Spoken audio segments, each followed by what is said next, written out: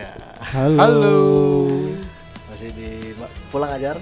Pulang aja. Pulang aja. Pulang Ajar. Podcast kesayangan kita semua. Kesayangan siapa? Aduh, kita sempat liburan. Liburan akhir tahun. Liburan bentar lah. Liburan sebentar. Ada sempat libur tek juga. Ya, beberapa saat.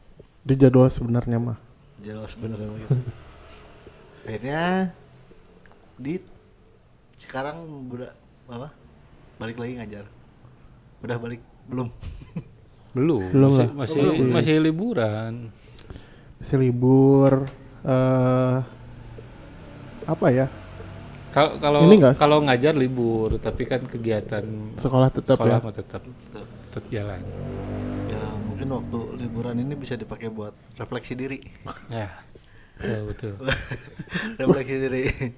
Iya. Jadi mungkin banyak yang salah atau masih menyangka kalau sekolah itu kalau muridnya libur, sekolahnya ikut libur. Ya, Ada juga yang gitu mungkin ya. ada kan kalau libur itu tidak semuanya libur, ada yang kebagian piket. Ada yang kebangkin piket. Iya. Nah, kebetulan kalau di sini kan piket semua.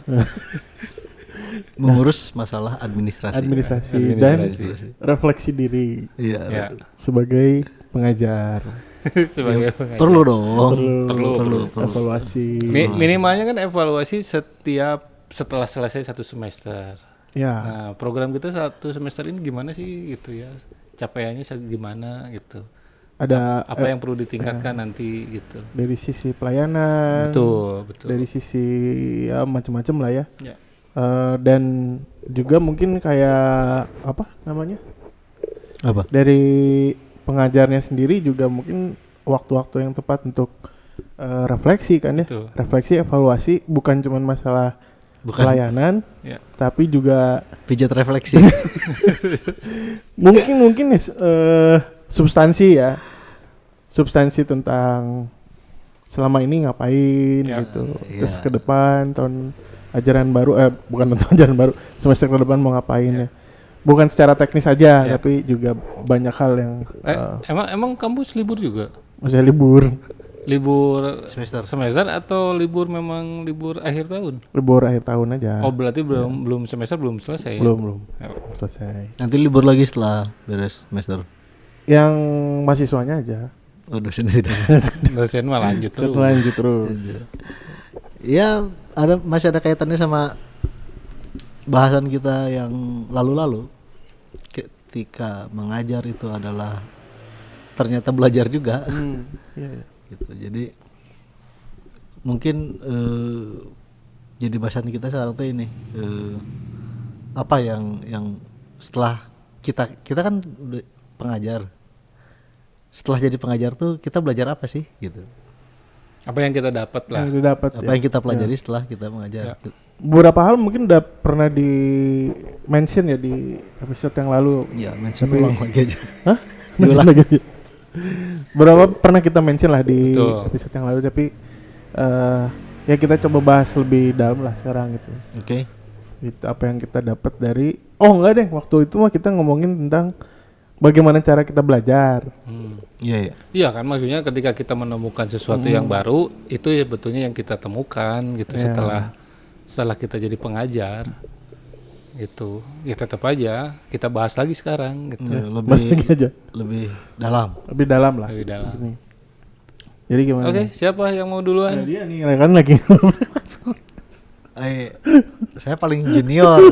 Saya paling junior maksudnya. Tapi ya bisa oke lah. Apa sih tadi yang apa yang Anda dapat setelah ngajar?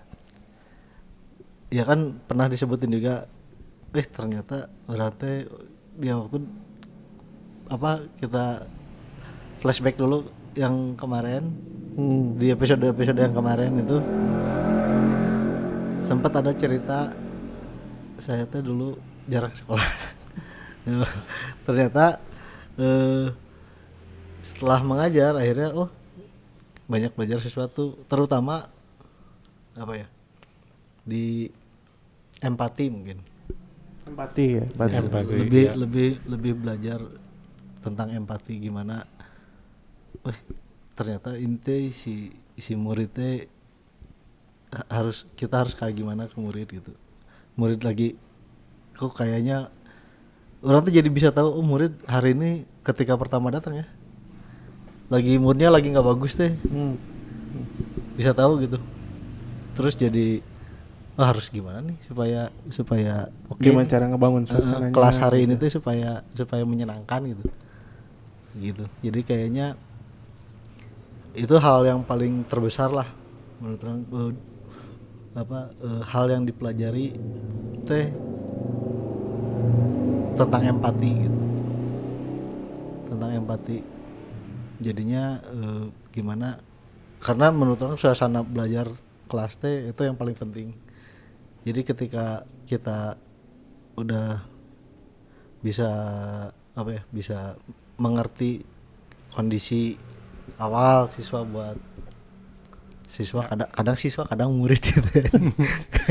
Ya, nggak peserta apa-apa. didik. Peserta didik. Pemohon belajar.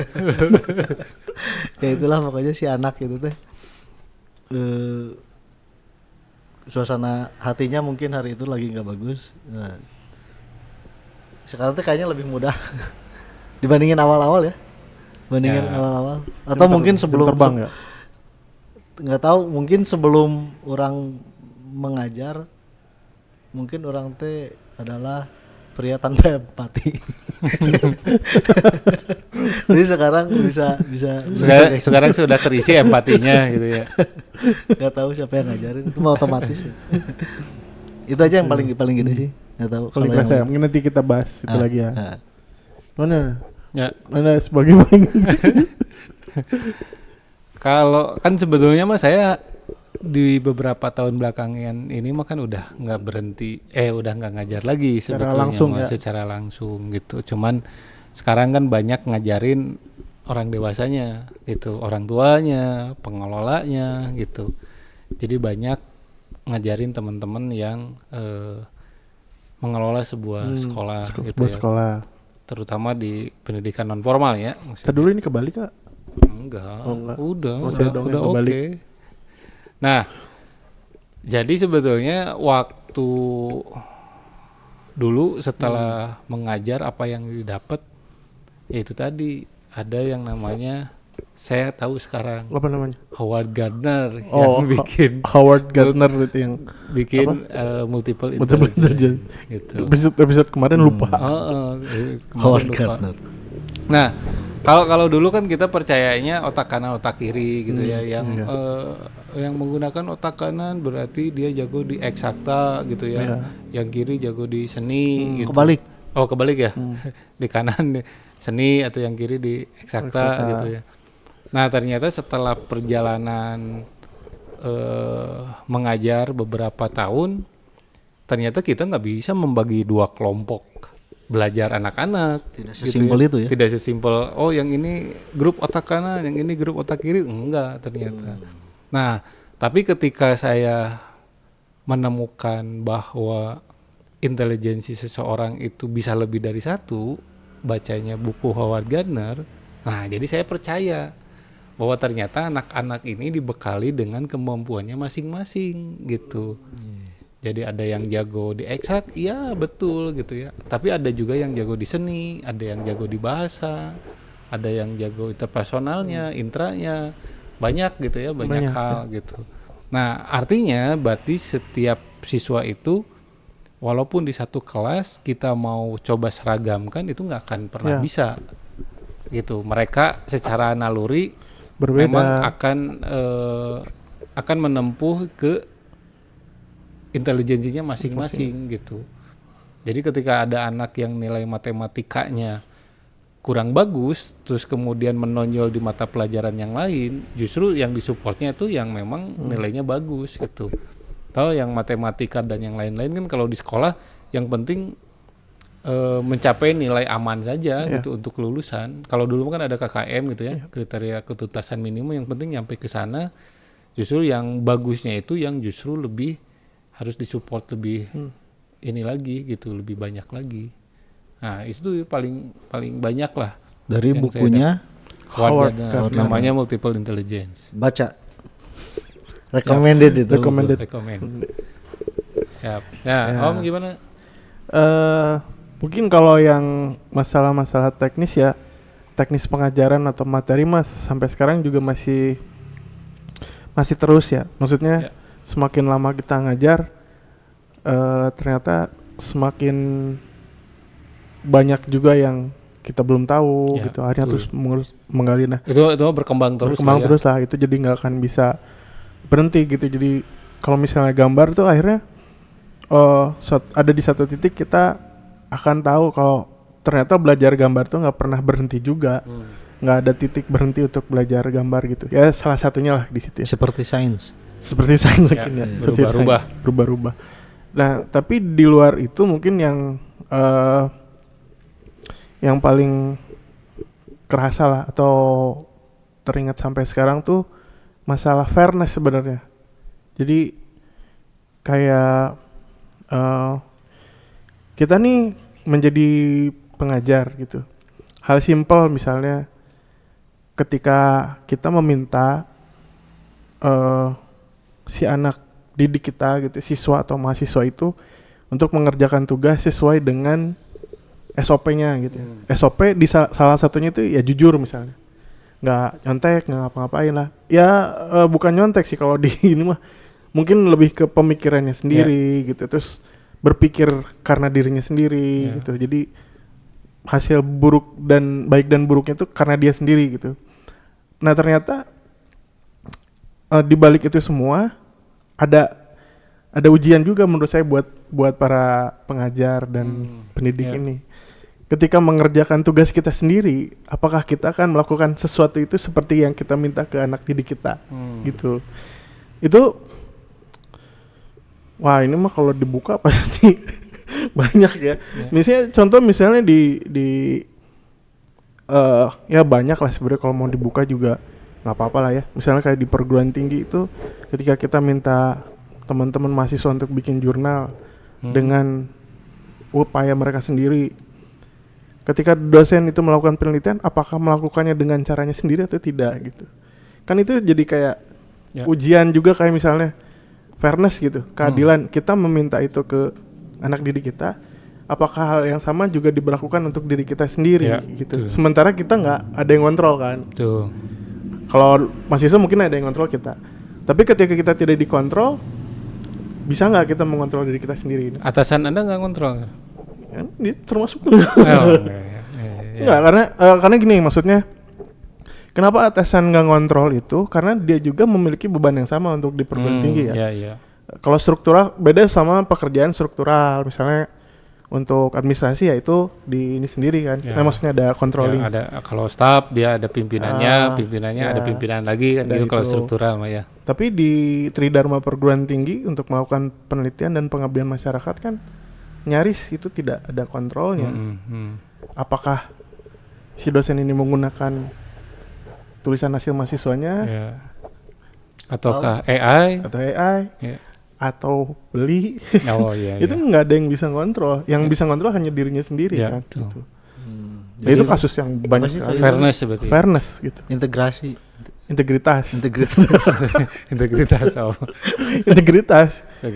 Iya kan?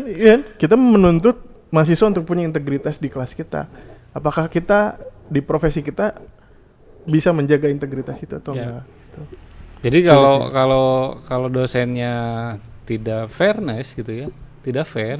Jadi sebetulnya mahasiswanya juga kan boleh-boleh aja dia pakai AI, pakai apa, karena dosennya juga melakukan yang sama kan. Iya, jangan dimarahin. Jangan dimarahin. Jangan dijudge kan juga. Jadi nggak adil kalau anak-anak nggak boleh, tapi kalau dosen ada karena udah dosen gitu. Atau yang lebih ringan lah, paling ringan tuh kita masuk jam 8. Kalau ya mahasiswa telat nggak boleh masuk. Kalau saya telat, dosen telat nggak boleh masuk. Tapi kan nggak banyak yang terjadi kayak gitu. Ya betul. Tapi ngegeser nggak cuma di pengajaran ya, maksudnya di kehidupan sehari-hari gitu. Misalnya kan nggak tahu ya, menurut orang sih harusnya kayak gitu. Ketika nggak fair lah kalau misalnya orang tua ngelarang anaknya ngerokok padahal orang tuanya ngerokok gitu. Iya. Ya, Itu kan nggak betul. fair gitu. fair. Ya sama kayak gitu kan. Ya kurang lebih gitu. Ya kurang lebih kayak gitulah. Ya apa ya? Harus konsisten berarti. Konsisten Ya. kan itu yang tidak terjadi. Yang jadi ngomongin kalau luas mah luas banget ya tidak Iya, konsisten. benar banget. Cuman poinnya kurang lebih Poinnya kayak kurang gitu. lebih di pengajaran yang saya dapetin dari proses belajar mengajar ternyata sulitnya menjaga konsistensi Betul. sama integritas. Tapi memang kalau kita tarik keluar dulu dari apa yang kita dapat setelah ngajar gitu ya, kita ngomongin fairness, memang tidak sebagai seorang dewasa gitu ya, itu susah kalau kita mau mencoba fairness ke anak yang lebih muda atau ke anak kita gitu. Ya. Di lapangan tuh nggak akan mungkin terjadi itu gitu. Apalagi- ya. Sulit lah ya. Tadi kan contohnya ngerokok gitu. Orang tuanya ngerokok terus bilang ke anak, kamu jangan ngerokok ya, bari ngebul ya. Iya. Tongara tanya. Tadi kan orang Itu tuanya Itu sedang memperlihatkan dia merokok gitu. warisan feodalisme gitu. Makanya mungkin hal yang tertentu bisa ditolerir gitu. Ada toleransinya, tapi itu bukan berarti yang tadi merokok ditoleransi ya. Tapi Betul. ada hal yang bisa ditoleransi sesuai dengan kebutuhannya. Tapi ada juga yang memang itu prinsipil gitu. Ya. Prinsipil yang memang harus ya dijaga dalam kan kita ngomong lingkup pengajaran dan pendidikan ya. Kalau hal itu nggak ada ya berarti esensi pengajaran dan pendidikannya juga hilang. Betul, gitu. betul. Ya ngomong-ngomong soal toleransi gitu kan, di sini tuh kadang-kadang sesuatu yang agung gitu, itu tuh dianggap sesuatu yang agung toleransi itu ya. Padahal kan namanya toleransi itu kan kelonggaran. Ya maksudnya ketika toleransi terlalu tinggi juga kan jadinya akan melahirkan apa ya, kayak budaya permisif gitu. Gak bagus itu teh, buat disiplin teh gak bagus. Ya. Hal-hal permisif gitu teh kan buat disiplin gak bagus. Sedangkan kalau kita ngomongin di pendidikan kan disiplin teh sangat diperlukan gitu di situ. Jadi ya mungkin beberapa orang mengajarkan toleransi buat beberapa hal, tapi kadang-kadang lupa gitu. Si toleransi itu malah melahirkan budaya permisif itu. Ya, itu yang malah bahaya sebenarnya. Dan ya itu masih jarang yang sadar soal itu. Ada ininya nggak, contohnya nggak yang ada contohnya nggak yang karena orang misalnya lihat ini masalah toleransi yang justru karena toleransi terlalu banyak yang tadi kita ngomong ya, terlalu banyak toleransi itu juga bisa melahirkan unfairness kan, ketidakadilan gitu. Jadi juga ada porsinya ternyata kan, nggak selalu oh semua bisa ditoleransiin gitu.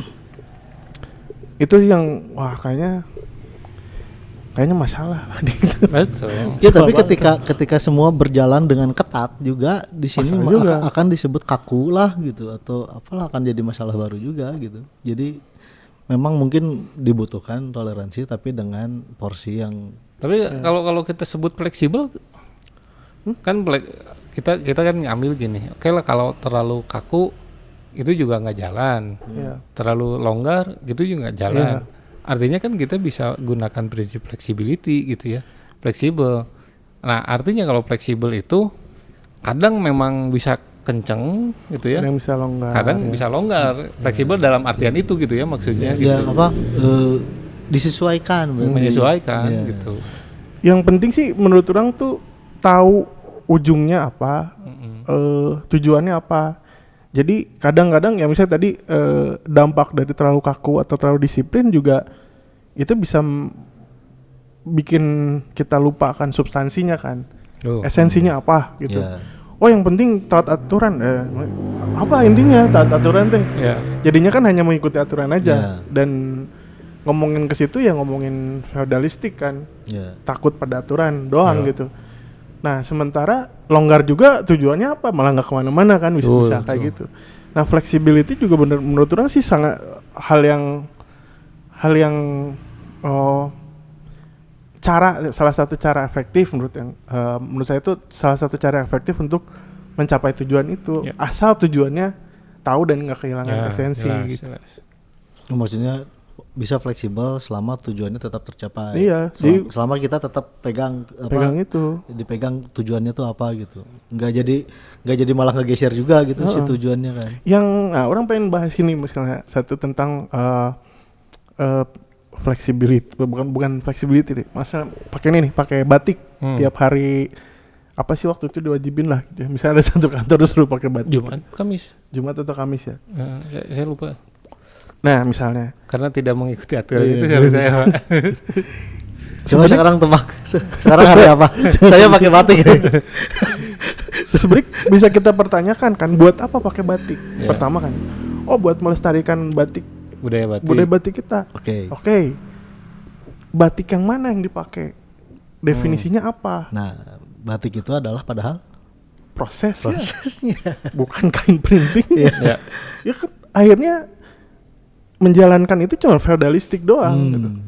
Akhirnya nanti jadi pembenaran, bantu UMKM yang mana? Iya. Sementara yang kita tahu misalnya, bukan misalnya, pada kenyataannya batik tulis yang dibuat dengan proses pembatik yang asli itu yang nggak banyak lagi sekarang gitu. Ya kan? Nggak Semuanya banyak udah lagi. digital. Semuanya udah digital, udah di print semuanya. Jadi Digital printing. percuma gitu melestarikan atau tiap hari pakai itu Jadi tadi. mungkin yang dilestarikan motifnya.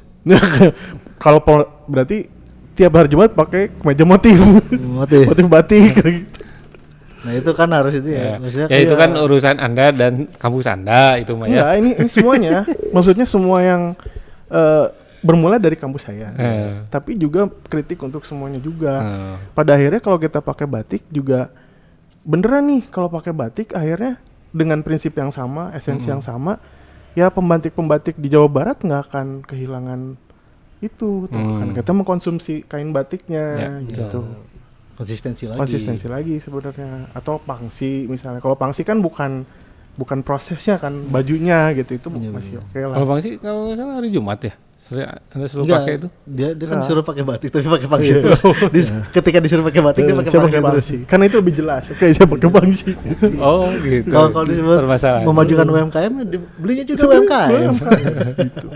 Karena nggak ada ini kan, nggak ada apa iming-iming untuk melestarikan pangsi, nggak ada kan itu. Gitu ya, itu ini aja lah sedikit ini. Intermezzo. Batik. Terus orang nonton pakai batik. Ya dengan kesadaran tinggi datang pagi-pagi Dipilih istri nih. tiba-tiba udah Pakai baju apa ya? menggunakan pakai baju Pakai batik aja. Oh iya, ngomong-ngomong soal batik dikit nih. Ya kan batik itu kan tadi proses ya. Semakin di situ makin bergeser gitu. Iya. Ketika batik teh cuman yang dilihat motifnya aja, bukan prosesnya. Dan makin kesini padanannya makin aneh. Ketika orang kondangan pakai batik, celana jeans. Ya nggak tahu ya. Menurut orang siapa aneh gitu. Tapi walaupun banyak mungkin buat beberapa orang gitu tuh bukan hal yang aneh gitu. Mungkin fusion lah. Yeah. mungkin fusion di fashion gitu. Cuman kan makin kesini nggak padu padan. Nggak padu padan. Nah, tapi nggak tahu ya makin kesini makin gesernya. Yang dulu keluar dari batik jadi batik AC Milan. Ya kan? Dari batik. Oh iya, batik ini ya, yang gitu-gitu. klub bola. Tapi kalau ya sedikit mungkin nutup tadi tentang batik kan, kalau batik menjadi kemeja itu memang proses pelestarian batik dari seorang desainer yang tadinya batik itu cuma dipakai sebagai samping. Terus kemudian dia bikin satu acara, Iwan siapa saya lupa gitu ya. Itu pertama kali batik dijadiin kemeja. Nah itu pelestarian kain batiknya benar gitu pada saat itu. 90 atau 80-an lah. 90. Kurang lebih situ. Bahkan orang dulu sempat berpikir, wah keren nih batik. Nelson Mandela aja pakai. ternyata bukan batik. Di Afrika Selatan juga ada gitu kain seperti itu teh. Ya kan sebenarnya kalau batik itu ada motif-motif khasnya kan ya. Cirebon nanti gimana gitu kan, terus di Jawa seperti apa gitu ya, beda-beda kan gitu. Nah, kalau disebut melestarikan gimana Om? Apa ya? Yuk mari kita melestarikan batik dengan cara menggunakan batik di hari Kamis misal. Itu Anda setuju nggak kalau gitu? Iya, apa yang dilestarikan karena kan ketika melestarikan tuh batiknya yang beneran gitu. Iya. Iya, itu di situ. maksudnya tuh yang apa? Siapa orang pakai batik beneran sekarang? Yang ya beneran artinya teh kan kita akhirnya sebenarnya banyak banget yang udah ngasih referensi dalam bentuk katalog ya gitu. Betul. Misalnya oh ini batiknya Cirebon Megamendung, ini batik Parangnya Jogja, ini batiknya Solo dan segala macam. Dan di saat 2000 berapa itu kan bertumbuh semua gitu ya, bertumbuh terus diasuh lah gitu para pengrajin batik ini oleh usaha-usaha yang lumayan ada lah modalnya gitu ya. Termasuk juga waktu itu kalau nggak salah ya mungkin nanti kalau teman-teman yang dengerin bisa benerin juga, ada motif-motif batik larangan yang ada di Keraton Jogja yang akhirnya sekarang bisa dipakai oleh masyarakat umum. Itu juga salah satu bentuk pelestarian Larangan tuh maksudnya? yang hanya boleh dipakai sama bangsawan-bangsawan keraton. Oh, ada. Tertentu lah. Parang Motif gitu, tertentu ya. motif parang kayak gitu. Itu akhirnya sekarang boleh dipakai gitu sama yang lain. Dipakai jarik atau dipakai baju juga boleh, dipakai kemeja. Itu bentuk pelestarian. Cuman pada saatnya sekarang diwajibkan memakai batik itu esensinya nggak dapat gitu. Esensinya nggak dapat dan apa sih tujuannya kan? Kalau kita belajar pun kita belajar ini buat apa nih gitu. Misalnya sampai sekarang pun saya belum tahu kenapa saya harus belajar integral ya di matematik atau apa. Meskipun itu kurikulumnya kita dulu ya gitu. Atau belajar apa gitu buat apa ya gitu, maksudnya nih apa sih sampai ada di titik atau di masa ketika kita mempertanyakan apa yang kita pelajari dulu. Ini apa sih ininya di apa? Relate di kehidupan sehari-hari kayak gimana ya gitu. Baru kemarin aja pas kita bikin podcast, oh orang ngerti nih dari Mang Ubun ini tentang hukum kelembaban massa gitu, tentang kekekalan energi. Oh ini aplikasinya ke sini. Ya karena memang dijelaskan sama beliau ini gitu ya. Dan relate kebetulan. Dan relate. Itu nah itu bentuk kebijakan yang tidak relate sebenarnya tadi. Ya. Itu nggak tahu ya. Mulai kapan ya? Kalau ada yang ingat nggak? Mulai kapan ada kebijakan kayak gitu? Dari kayaknya di era SBY. SBY gitu. Banyak yang karena di era SBY itu juga 2004 berarti. Ya itu banyak bertumbuhan, maksudnya kebudayaan tuh bertumbuh gitu, mulai dihargai gitu, mulai. Kalau yang tematik baju itu mulai kapan? Tematik mah? Ya yang itulah. Kalau di sekolah kan ada yang yang hari apa pakai pangsi, gitu. hari apa Kalau pakai batik. Itu tuh apa. semenjak kayaknya kalau di sini di Bandung, ketika ada kayak Rebo Nyunda yang gitu-gitu sih. Pas zaman siapa sih? Itu dimulainya juga sama. Jadi di di zaman SBY itu kan di Bandung sendiri tumbuh komunitas yang Sunda Wiwitan tuh yang pada pakai akar bahar, pakai apa? Pangsi, disertai dengan tumbuhnya itu tadi kebijakan yang tadi di tahun itu gitu. Kalau masalah batik mah kan batik SD dulu juga ada. Iya itu batik SD udah ada kita dari SD juga kan udah pakai ada batik hari Kamis. Ya ini mah yang buat pegawai kantoran kan. Kayaknya Ridwan asalnya mah kan nggak pernah.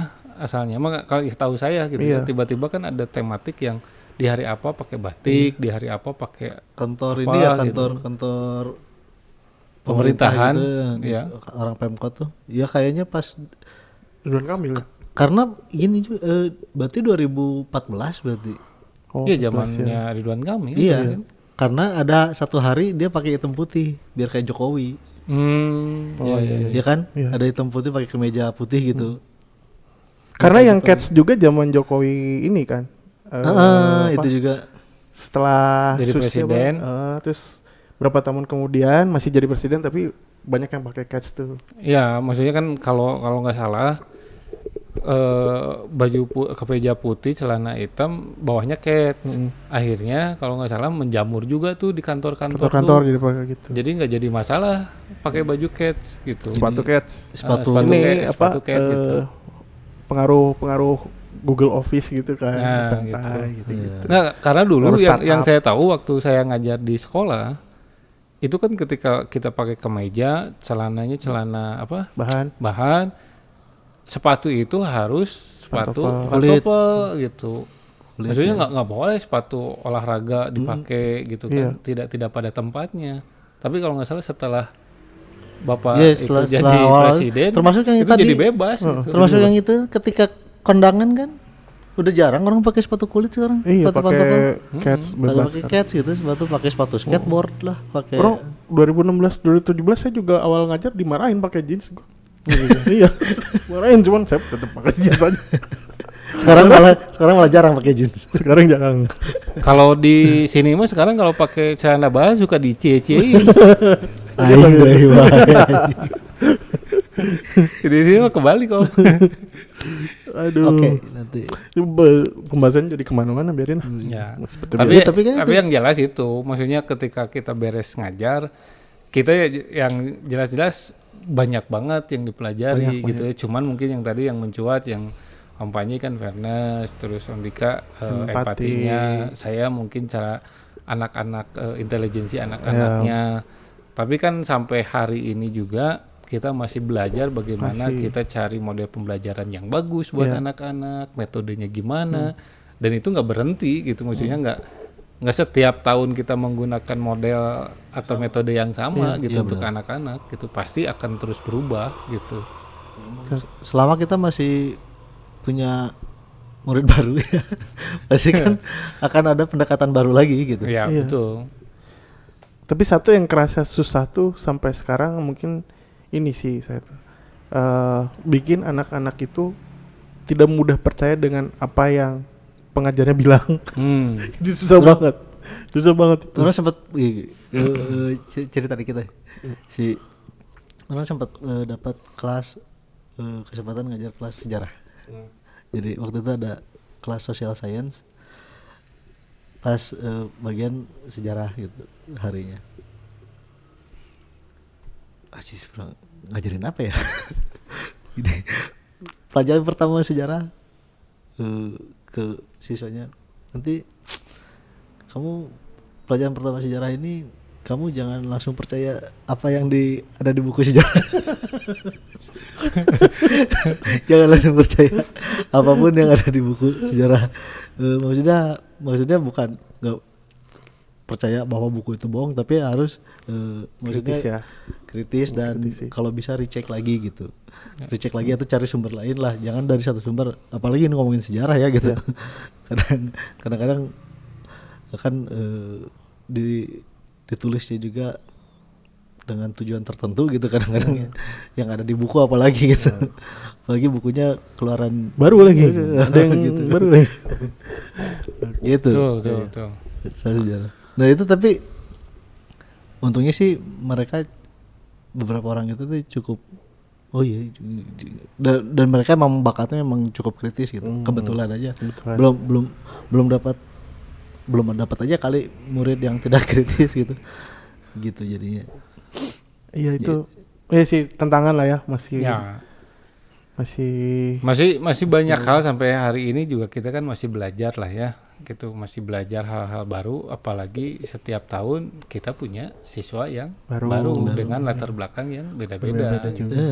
Tapi itu menarik sih, maksudnya ya jangankan tadi cuman buku benda mati gitu ya, bahkan guru sendiri pun kalau bisa dipertanyakan gitu. Iya, apapun yang dikatakan susah banget. supaya dia juga nggak nelan mentah-mentah gitu, walaupun itu datang dari guru teacher gitu, dari apapun lah, tutor lah apapun gitu. Wah kayaknya kalau udah kayak gitu Indonesia emas berarti itu. Jadi Udah, nanti kita sambung lagi deh. Siap. Ya. udahan Dah. oh ya udah, oke, gitu aja dari tadi pengalaman kita belajar sesuatu dari semenjak kita menjadi para pengajar gitu. Oke, sampai ketemu lagi di Pulang Ajar. Bye. Pulang aja. Bye. Bye.